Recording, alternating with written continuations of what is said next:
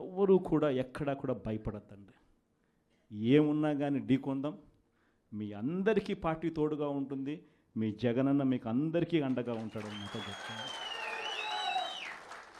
మన సాగునీటి సంఘం ఎన్నికలు జరిగాయి. అది ఎందుకు ఎన్నికలు జరుపుతారో నాకే తెలియడంలా. ఎన్నికలు జరిగేసరికి ఒక ప్రజాస్వామ్యబద్ధంగా నువ్వు ఎన్నికలు జరిగేట్టుగా అయితే జరపండి ఎన్నికలు.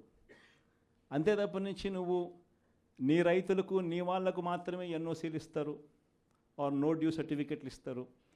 నీకు వ్యతిరేకంగా ఉన్న రైతులు, మామూలు రైతులు, సామాన్య రైతులకు నో డ్యూ సర్టిఫికెట్లు ఇవ్వకూడదు అని చెప్పి నువ్వు డిసైడ్ చేసుకున్నప్పుడు ఎందుకు ఎన్నికలు జరుపుతారు? గ్రామ స్థాయిలో ఇవ్వాల్సిన, సచివాలయ స్థాయిలో ఇవ్వాల్సిన విఆర్ఓలు, సచివాలయ స్థాయిలో ఇవ్వాల్సిన నో డ్యూ సర్టిఫికెట్లు సచివాలయ స్థాయిలో ఇవ్వకుండా మండల స్థాయిలోకి వాళ్ళందరినీ తీసుకొని వెళ్ళి ఆ సచివాలయాల్లో ఎవరు విఆర్ఓలు లేకోకుండా మండలాల్లో ఉండేట్టుగా చేసి పోలీసులను కాపలా పెట్టుకొని చేతులు పైకెత్తించి ఎన్నికలంట. ఎందుకు ఈ ఎన్నికలు జరుపుతారు?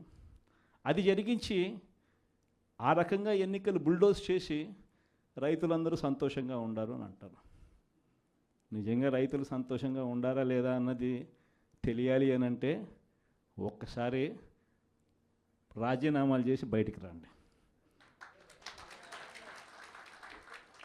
అప్పుడు అర్థమవుతుంది రైతులు సంతోషంగా ఉన్నారా, రైతులు సంతోషంగా లేరా, పెట్టుబడి సహాయం 20,000 ఏమైందని చెప్పి రైతులు అడుగుతూ ఉండేది అర్థమవుతుంది. ఉచిత పంటల బీమా ఏమైందని రైతులు అడుగుతూ ఉండేది అర్థమవుతుంది. ఆర్బీకేలు ఎందుకు సరిగ్గా పనిచేయడం లేదని చెప్పి రైతులు అడుగుతూ ఉన్నది అర్థమవుతుంది. ఇవన్నీ అర్థం కావాలి అని అంటే ప్రజాస్వామ్యబద్ధంగా ఎన్నికలు జరిగితే అర్థమవుతుంది.